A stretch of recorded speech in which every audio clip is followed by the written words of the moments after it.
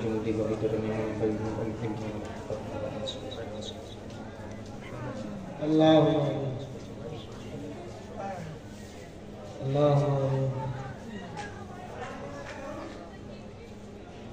اللهم परवरदिगार मौला के उन्हें सोने अनेक टका दिए गए मौला जे उद्देश्य जे नियते माने তোমার ঘরে আর এই উরুসে দান দিয়ে গেছে আল্লাহ তুমি এই দানগুলো সফল কবুল করো আমিন মুহাম্মদ রাসূলুল্লাহ ভালো আছে আসসালামু আলাইকুম ওয়া রাহমাতুল্লাহ এদিকে এই তুমি এখান থেকে একদিকে সাইড হও থামো জি সালামের জবাব দেওয়া কি রমজান ওয়াজিব না তো সালামের জবাবটা যদি একটা করে দিতেন মনে করেন যে আপনার ব্যাটারি ফুল আছে এই পরিচয়টা পাইতাম আসসালামু আলাইকুম ওয়া রাহমাতুল্লাহ ওয়া আলাইকুম আসসালাম ওয়া রাহমাতুল্লাহি ওয়া বারাকাতুহু মাইক গলায় আওয়াজ এত ঘন জি উপস্থিত মঞ্চে সভাপতি মহাশয় উনি হলেন সভাপতি আর আপনাদের কি মতিগতি শুনবেন না পালাইবেন জি কথা কোন দেখেন বাংলাদেশে বক্তারা শুনেন না শুনছেন কেমন বলে বক্তা কম বলে শ্রোতা বেশি বলে তাই না জি আলহামদুলিল্লাহ আলহামদুলিল্লাহ নাহমাদুহু ওয়া নুসাল্লি আলা রাসূলিহিল কারীম আম্মা বা'দ أعوذ بالله من الشيطان الرجيم ببركة بسم الله الرحمن الرحيم يا أيها الذين آمنوا ادخلوا في السلم كافة صدق الله العظيم وصدق رسوله الأمين المتين المعين المبين الكريم ونحن على ذلك لمن الشاهدين والشاكرين والحمد لله رب العالمين وقال الله تعالى في شان حبيب الكريم إن الله وملائكته يصلون على النبي يا أيها الذين آمنوا صلوا عليه وسلموا تسليما اللهم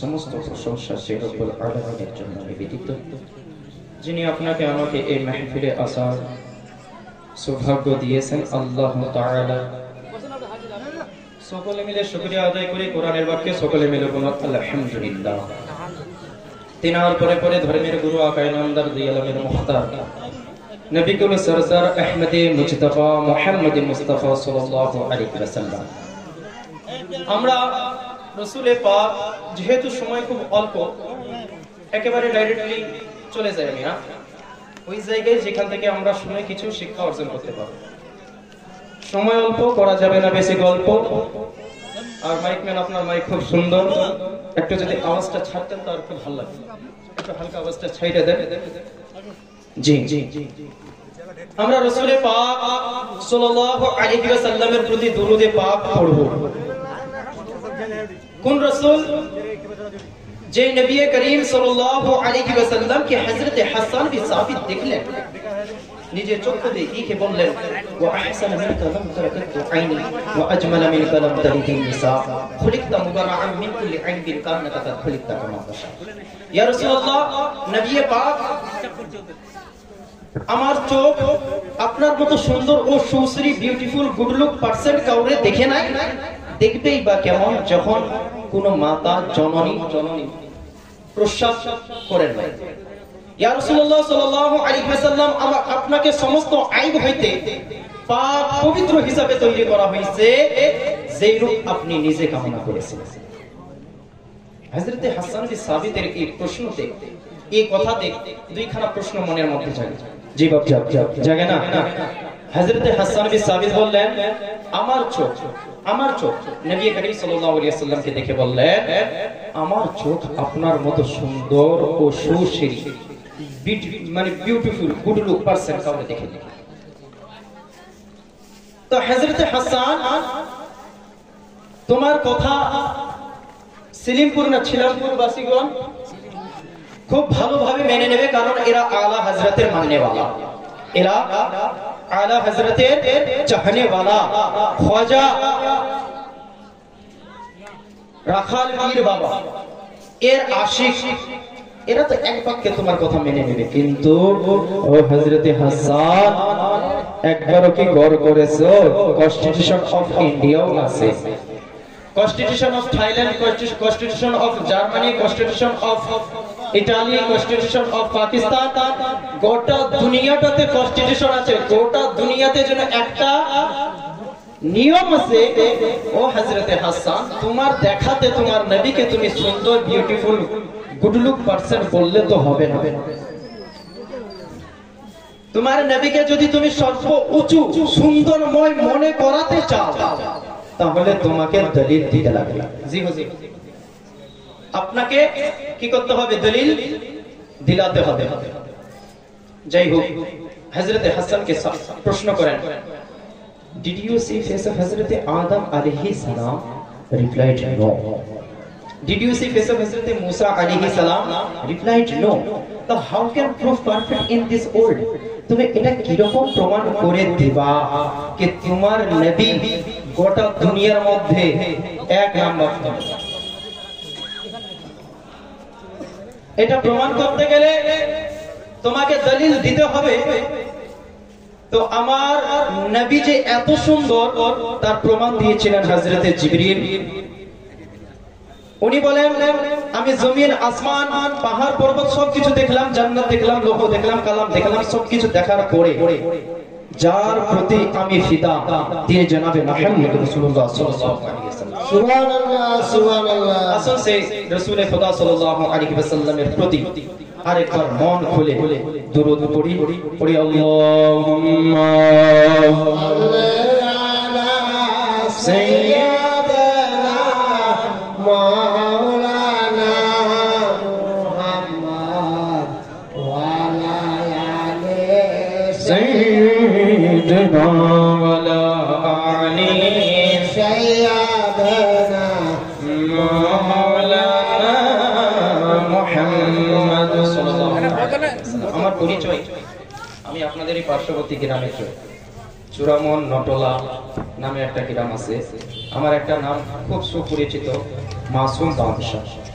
কিন্তু যেহেতু ফেরেশতা আর রাসূল ছাড়া কেউ মাসুম হতে পারে না, তো আমিও মাসুম না। জি মাওলানা সাহেব, অতএব আমার নাম রেখেছি আমি আহমদ রেজা কাদি। পানিটা একটু আমাকে দিন।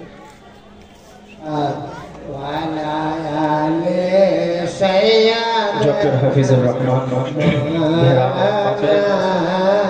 ৫,০০০ টাকা এগুলো সে দান করেছেন, আল্লাহ তার নামকে সদরে কবুল করুন। তো বলতেছিলাম আমার পরিচয় খুব সহজ। আপনাদের এই গ্রামের ছেলে যখন তখন দেখতে পাবেন, যখন তখন মোলাকাত হবে ইনশাআল্লাহ তাআলা। আজকের মেহফিল দেখে একটা কথা মনে পড়ে গেল, বলবো? হ্যাঁ, যদি রাগ না করেন, যেহেতু সময় অল্প তো করা যাবে না বেশি গল্প, আমি বুঝতে পারছি। আজকের মেহফিল দেখে আর মেলা দেখে আর মানে যাবতীয় লোকজনকে দেখে একটা কথা মনে পড়ে। কথাটা কি, এক গ্রামে একটা মোটা ছিল, যারা মোটা আছে রাগ করিয়েন না, এক গ্রামে ছিল, বুঝছেন? তো মোটা সব জায়গায় যায় কিন্তু মসজিদে যায় না, আর গোটা গ্রামটাই কম বেশ নামাজ, সবাই নামাজ পড়ে। ওই মোটা নামাজ পড়ে না, স্বাস্থ্য শরীর মারি, আমি তো পাতলা সাতলা মানুষ। মোটা নামাজ পড়ে না, গ্রামবাসী তাকে নামাজের জন্য ডাক দিলে নামাজেও যায় না। গোটা গ্রামবাসী ঐক্যমত হইয়া একটা চিন্তাধারা করছেন, ফয়সালা করছেন, আমরা এর বিয়া দিয়া যদি বিয়ে দিয়ে দিই তাহলে এর বোর চাপে এবারে নামাজে যাব, বুঝছেন?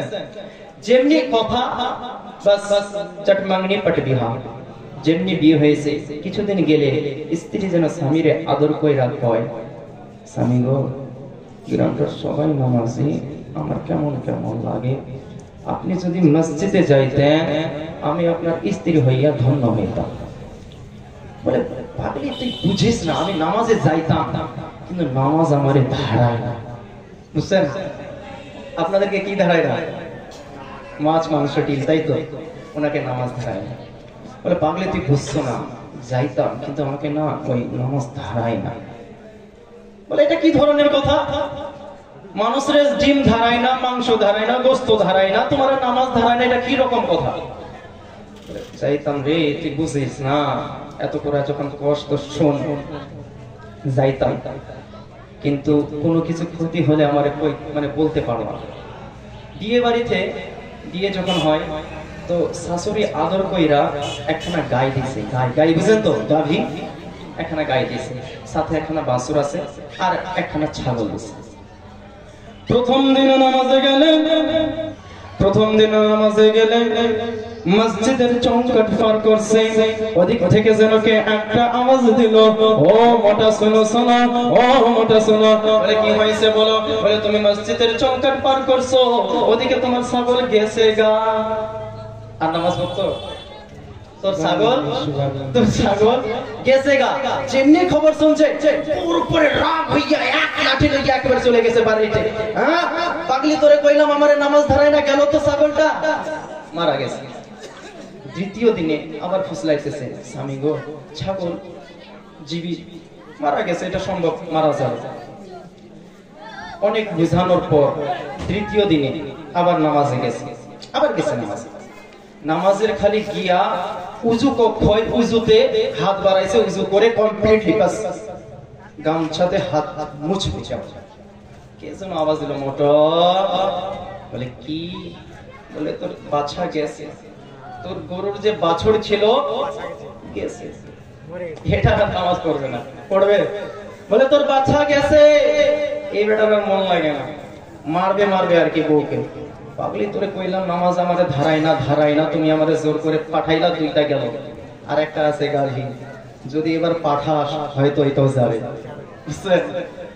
অনেক বুঝানোর পর, মাসখানিক সপ্তাহখানিক বুঝানোর পর এটা রাজি হইল যে ঠিক আছে তুমি এত করে যখন বলছো তো আমি যাই মসজিদে। প্রথম 2 রাকাত ফজরের নামাজ আদায় করে মুনাজাতও করে নাই, কে যেন আওয়াজ দিল, মোটা তোর গায়েও গেছে। সুবহানাল্লাহ বলিয়েন না, মোটা তোর গায়েও গেছে। এবার আর থামতো না, লাঠি নিয়া বউরে পিটাই। তোরে কইলাম আমারে নামাজ ধারাই না, তো শ্রীরামপুর গ্রামবাসীর অবস্থা তাই। আপনাদেরকে কি জালসা ধারাই না গো? এই বাবা, এই দাদা, আপনাকে জালসা ধারাই না, বসলে ক্ষতি হবো? এত কষ্ট করে এত টাকা খরচ করে যদি কেউ না বসে, খবর আছে জি খেলা হবে না। ইনি হলেন সভাপতি, আর আপনাদের দেখবো কত মতি। একবার আপনারা কত মুডে আছেন আজকের জালসা শোনার জন্য, একটা পরিচয় দেখবো, আস্তে নারা লাগাবো, জবাব যেন আপনি জবাব দিয়েন না। হ্যাঁ আপনাদের জবাব দেবো। নারাই তাকবীর, আল্লাহু আকবার, মাশাআল্লাহ, ফুল ব্যাটারি চার্জ আছে, বুঝতে পারতেছি। যাই হোক, আমি পবিত্র কালাম ফুরকানুল হামিদ হইতে যে আয়াতে কারিমা তেলাওয়াত করার সৌভাগ্য অর্জন করেছি। আল্লাহ রাব্বুল আলামিন পবিত্র কালাম পাকের মধ্যে ঘোষণা করে জানিয়ে দিলেন, ইয়া আইয়ুহাল্লাযীনা আমানু দুখুলু ফিস সিলমি কাফা, O people of faith, enter into the Islam as a whole. হে বিশ্বাস স্থাপনকারীরা, হে খোদা ভীরুরা, তোমরা দিনে ইসলামের মধ্যে পূর্ণরূপে প্রবেশ করো। জি, তোমরা দিনে ইসলামের মধ্যে পূর্ণরূপে প্রবেশ করো। দিনে ইসলামের মধ্যে পূর্ণরূপে প্রবেশ করলে কত কি আছে?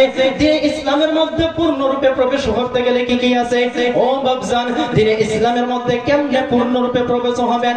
আপনারা যদি জিজ্ঞাসা করতাম, আপনি জবাব দিতেন, ও মাওলানা সাহেব, ও তালিবে ইলম সাহেব, ও কারি সাহেব, ও মাদ্রাসার শিক্ষক সাহেব, শোনো শোনো, আমরা যখন ঘুমাই, আমরা যখন বিছানায় আমাদের শরীরটাকে নিয়ে যাই, সম্পূর্ণ শরীর যেন আমাদের বিছানায় চলে যায়।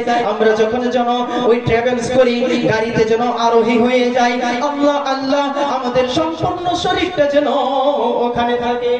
আর যদি খেতেও বসি, খাইতে বসলে পরে সম্পূর্ণ খাবার সাবার করে তারপরেই উঠি। যদি পায়খানাতে যাই, যতক্ষণ পেট ক্লিয়ার না হয় ততক্ষণ পর্যন্ত আমি যেন টয়লেট সারি না।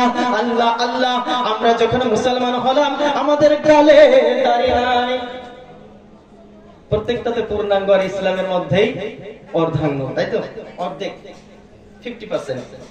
Shortcut shortcut shortcut. আল্লাহ তাদেরকে করুক না কাউকে জান্নাত থেকে বাইকার। মুআজ্জাজ সামাইনে কেরাম,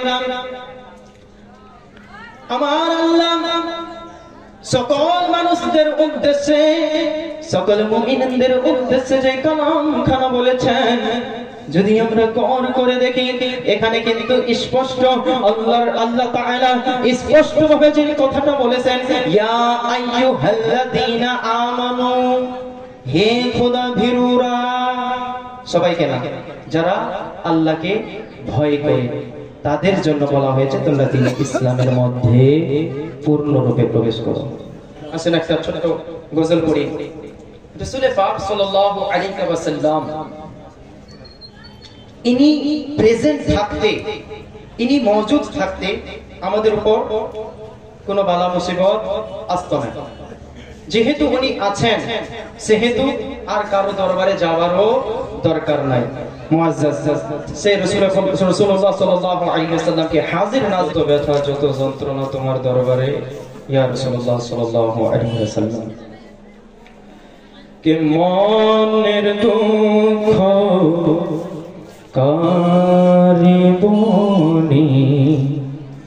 মনের ব্যথা কারে শোনায়, আপনে থাকর পড়েও কেন কারো দরবারে যায়, কেন কারো দরজায় যায়, আপনে থাকর পড়েও আমি গোলামে মুস্তাফা, চাই তো আমার পরিচয়, আমি গোলামে মুস্তাফা, চাই তো আমার পরিচয়, কেন কষ্ট গলে মরে, কেন দুঃখ গলে মরে, এভাবে সতায় মনের কথা কারে শোনায়, মনের ব্যথা কারে জানায়, আপনি থাকার পরে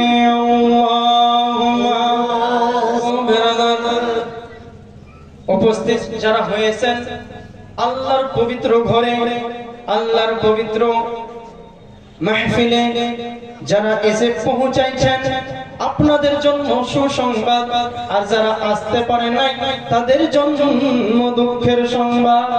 দুইজনেরই সংবাদ আছে। জি, আপনারা শীত থেকে বাঁচছেন, ওরা শীতে বাঁচে। মুআজ্জাজ, আমি বলতেছিলাম আল্লাহ রাব্বুল আলামিন সকল মুসলমানদের জন্য ইসলামের মধ্যে পূর্ণরূপে প্রবেশ করার হুকুম দিয়ে দিলেন। সম্পূর্ণরূপে ইসলামের মধ্যে যারা পূর্ণরূপে একেবারে ইসলামের মধ্যে প্রবেশ হয়ে গেল, তাদের মধ্যে একজন ব্যক্তি ছিল আমাদের বড় পীর আব্দুল কাদের জিলানী। তারও আব্বাজান পূর্ণরূপে ইসলামের মধ্যে প্রবেশ করেছিলেন। বাবজান, আপনি দিনে ইসলামের মধ্যে পূর্ণরূপে প্রবেশ করতে পারলে আপনার জন্য কয়টা ফায়দা আছে? এক নম্বর ফায়দা, দুনিয়াতে আপনার অনেক ইজ্জত আছে। আসেনি?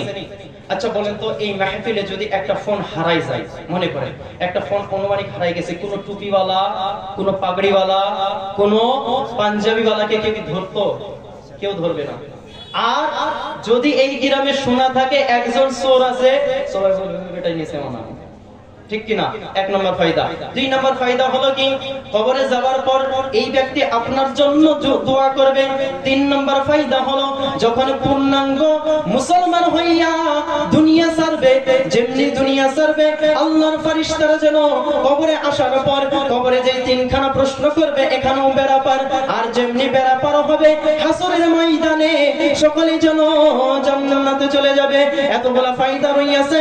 ও বাপজান একবার গর করুন, ও ভাইজান একবার গর করুন। আমাদের সুন্দর শরীরখানা আজকে আতর লাগাই পবিত্র মাহফিলে আসা বসছি, কিন্তু আপনি আমি কখনো চিন্তাধারা করি নাই আল্লাহ আল্লাহ এত সুন্দর কাপড় পরে বসছি, এত সুন্দর যেন পোশাক পরে বসছি, আমরা যেন আতর লাগাইছি, ইতর লাগাইছি, সুরমা লাগাইছি, আর না জানি কেমন কেমন সাজানো করে নিয়েছি, কিন্তু সুন্দর শরীরখানা একদম ধোলায় লুটালুটি করবে।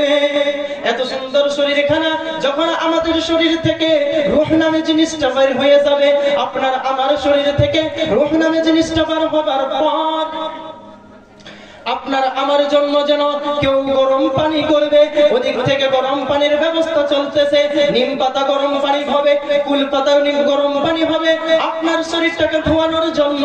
আল্লাহ আল্লাহ আমরা কখনোই গর করলাম না, আমরা কখনোই ভাবনা চিন্তা করলাম না, এত সুন্দর কাপড়টাকে খুলে দেওয়া হবে। আল্লাহ আল্লাহ এই সমস্ত কাপড় খুলে দেওয়ার পর আপনাকে যেন এমন ভাবে গোসল দেওয়া হবে যেমন মনে হয় দুলহাকে গোসল দেয় নাই। আল্লাহ আল্লাহ সুন্দর শরীরখানা, সুন্দর শরীরখানা আজ যেন ধুলাই লুটালুটি করে, কেউ যেন পুছনে वाला নাই, কেউ যেন দেখনে वाला নাই।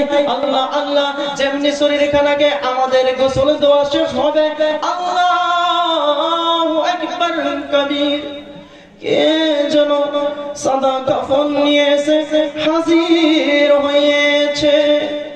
সাদা কাফনকে যেন আমাদের শরীরটাকে চকলেটের মতো লেপটাইয়া, এত সুন্দর শরীরটাকে চকলেটের মতো লেপটাইয়া আমাদেরকে যেন মসজিদের খাটখানা আজ বাড়ির উঠানে লাগছে, আর এই উঠানের খাটখানা আমাদের যেন পরস্পর ভাইয়েরা, দাদারা, কাকারা, ফুফুরা, নানারা, দাদারা যারা আছে ভালো করে সাফ সুতরো করে দেওয়ার পর সুন্দর শরীরখানাকে যেন চকলেটের মতো লেপটাবার পর ওই যেন আপনাকে খাটের উপর শোয়াই দিয়া চিরজীবনের মতো গারার জন্য চলে যাবে। আল্লাহু আকবার কবীর। গর করেছেন আপনি আমি যখন কবরটাতে যাচ্ছি মনে করেন, এরা কিন্তু এদের মধ্যে কেউই আমাদের মধ্যে পর ছিল না।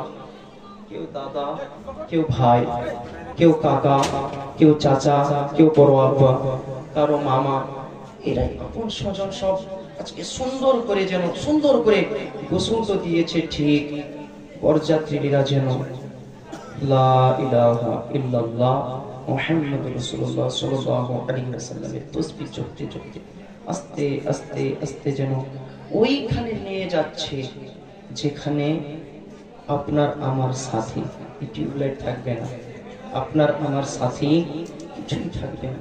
এমন অবস্থায় আপনি একবার কল্পনা জগতে যান, এমন অবস্থায় আপনারে যারা নিজে এদের মধ্যে কিন্তু কেউই দুশ্মন ছিল না, কেউই দুশ্মন ছিল না। আজকে আমাদেরকে সুন্দর করে খাটে নিয়ে চলে যাচ্ছে, নিচের দিকে মাথা দিয়ে দেন দেখছি দাদা, বাবা, কাকা, আমরা তো তোমার পর ছিলাম না, তোমরা আমাকে কোথায় নিয়ে যাচ্ছ, কোথায়? তারপরও হয়তো মনে একটা শখ জাগবে, সম্ভবত যারা যাচ্ছে আমার সাথে কবরে সবাই সাথী হবে, এই জন্যই যাচ্ছে। আল্লাহু আকবার কবীর। আস্তে আস্তে আস্তে আস্তে কবরস্থান পর্যন্ত পৌঁছাই যাওয়ার পর আপনার আমার শরীরটাকে দুইজন ব্যক্তি নামায় না, দুইজন ব্যক্তি নামাইবে, নামাবার পর উঠে আসবে উপরে উঠে আসার পর আমরা তখন ভাববো যে হয়তো কিছু নাই যা আমাদের সাথে, কিন্তু এই যে আসমানটাকে দেখতে পাচ্ছি, কবরে শুয়ে যে আসমানটাকে দেখতে পাচ্ছি, এই আসমানে একটা সূর্যের যে রশ্মি আছে, কিরণ আছে, ধূপ আছে, এটা মনে হয় আমার কবর পর্যন্ত চিরস্থায়ী থাকবে।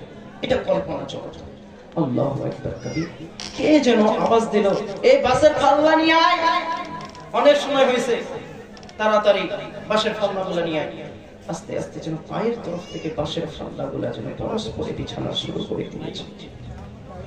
আল্লাহু আকবার।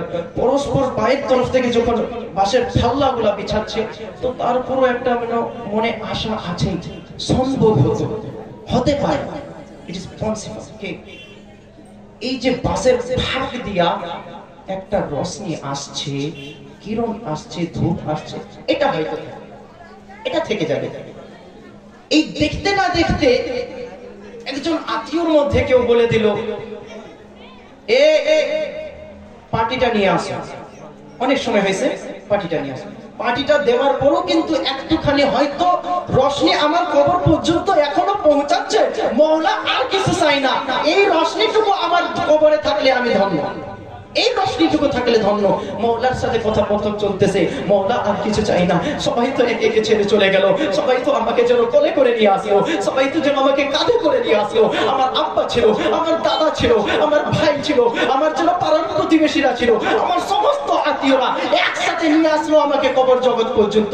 রাখার পরে আমি ভাবলাম, সম্ভবত আল্লাহ তাআলা তোমার যে সূর্য রশ্মি আমার চোখ পর্যন্ত পৌঁছাচ্ছে মওলা, এই রশ্মিটা হয়তো থেকে যাবে। মওলা এটাও তো আমি ব্যর্থ হয়ে গেলাম। কে যেন সারি সারি করে সম্পূর্ণ বাসগুলা বিছাই দিয়েছে, আর তো আমি কিছুই দেখতে পাইতেছি না। কিন্তু তারপরও আমার কবরে, অন্ধকার কবরটাতে একটা নূর এখনো আছে, একটা আলো এখনো আছে। ও মওলা আর কিছু চাইতাম না, এটারে রেখা দেন, আর কিছু লাগতো না। কে যেন পড়া শুরু করেছে, মিনহা খালাকনাকুম ওয়া ফিহা নুঈদুকুম ওয়া মিনহা নুখরিজুকুম তারাতান উখরা। আর যেন মাটি দেওয়া শুরু করেছে। তারপরও যেন এখনো আমার চোখের উপরে এখনো আল্লাহু আকবার মাটি পড়ে নাই। তারপরও মনে যেন সন্দেহ আছে, এই রশ্মিটা হয়তো থাকবে, এই রশ্মিটা হয়তো থাকবে। থাকতে থাকতে থাকতে আল্লাহু আকবার, যেন চাহিদা আছেই, কিন্তু কে যেন চোখের উপর বালি দিয়া এটা প্রমাণ করে দিল, এ বাপ শোনো, যতদিন পৃথিবীতে ছিলা তুমি আমার আপন ছিলা, সন্তান ছিলা, এখন কবরে রাখার পর তোমার থেকে বড় দুশমন আর আমার কেউ। তোমাকে আমি এখানে দাঁড়ার পর তোমার সাথে আর কোন সাক্ষাৎ, মিট, মুলাকাত কিছুই। কল্পনা জগতে একবার যদি আমরা ভাবতাম, এই মেহফিলে যতগুলা নওজওয়ান বাপজান, ভাইজান, দাদাজান, এখনো বলছি বাট্টা মান, এখানে আসে বস, তোর পারবে দুনিয়াতে মান সম্মান। বাপজান একবার আমরা কল্পনা করি না, কবরটাতে যখন মাটিগুলা দেওয়া হলো, এদিকে নরম মাটি আছে, কিছু কিছু জায়গায় শক্ত মাটি আছে, শক্ত মাটি, যেন পানি দিয়ে সিল দেয়, পানি দিয়ে মাটিগুলাকে নরম করে কাদা করে রেখে দেয়, আর বলে ওই মাইয়াত ভাবে, আমি যদি জিন্দা হইয়াও যাইতাম, তুমি যেই গান গারছো আমারে, আর উঠতাম না, আর উঠতাম না, তুমি এত পণ করে দিলে। আমরা কার বেশি ভালোবাসি? নিজের সন্তান। সন্তান আজকে আমাকে ঘিরে চলে যাচ্ছে। আল্লাহু আকবার। আর এখনো সময়, যদিও বছরে একবার আমার জন্য সাক্ষাৎ করার জন্য কেউ আসে না, সুন্নি মিলাদ মাহফিল করতে থাকে, যদি আসতো, একটা জামানা চলে আসছে আমাদের কাছে। গৌর করবেন বাবা, যারা আহলে হাদিস কিংবা দিয়াবন্দি আর অন্য কোন পন্থীতে নিয়ে দিয়েছেন, কোনোদিন এটা ভাবিয়েন না যে হয়তো আমার পোতা, আমার নাতি আমার জন্য দুইখানা হাত তুলবে। এটা তো এটা সম্পূর্ণ নাজায়েজ, বিদআত, হারাম বলে দিয়েছে। এদের কাছে তো এটা জায়েজই না। যদিও আসতো, এরা এখন কালো বলে দিন আমাদের মাথার উপরে ছাওয়া দিয়েছে। আল্লাহু আকবার। কল্পনা করো বাপজান, দ্বীনে ইসলামের মধ্যে পূর্ণরূপে প্রবেশ করেছিল অনেক সাহাবী রাসূল, দ্বীনে ইসলামের মধ্যে পূর্ণরূপে প্রবেশ করেছিল খাজা মুঈনুদ্দিন চিশতি, দ্বীনে ইসলামের মধ্যে পূর্ণরূপে প্রবেশ করেছিল যতগুলা উলামা আছে, একেবারে হাক্কানি উলামা, যেমন তেমন, আমার মতো উলামা না, আমার মতো মৌলভী না, আমরা তো কিছুই না। তারা এমন ভাবে দ্বীনে ইসলামের মধ্যে পূর্ণরূপে প্রবেশ হয়েছে, খাজা মুঈনুদ্দিন চিশতি আলাইহির রাহমা, আমরা খুব মাশহুর ও মারুফ এই ঘটনাটা শুনছি। ইনি ওযু করার জন্য মুরিদকে কইলো, আনা সাগর থেকে পানি আনো, আনা সাগর থেকে পানি আনো। খাজা মুঈনুদ্দিন চিশতি ওযু করব, যেমনি হুকুম হয়েছে, মুরিদরা আইসা যেন দেখতেছে কে যেন পানিকে দেবে না, এই চিন্তা ধারাতে দল বল রেখে দিয়েছে। যেন কেউ পানি না নিতে পারে। খাজা মঈনুদ্দিন চিশতির এক হুকুমে গোটা আনা সাগরের পানি একটা পিয়ালায় ভর্তি হয়ে খাজা মঈনুদ্দিন চিশতি আলাইহির রহমাত দরবারে হাজির। এটা পূর্ণ। আর আমাদের রূপ আলহামদুলিল্লাহ জিন্স প্যান্ট পরি, আলহামদুলিল্লাহ গালের দাড়ি নাই, আলহামদুলিল্লাহ মাথায় টুপি নাই, আলহামদুলিল্লাহ আমি মুসলমান। আছে না? কলমায়ে তাইয়্যিবা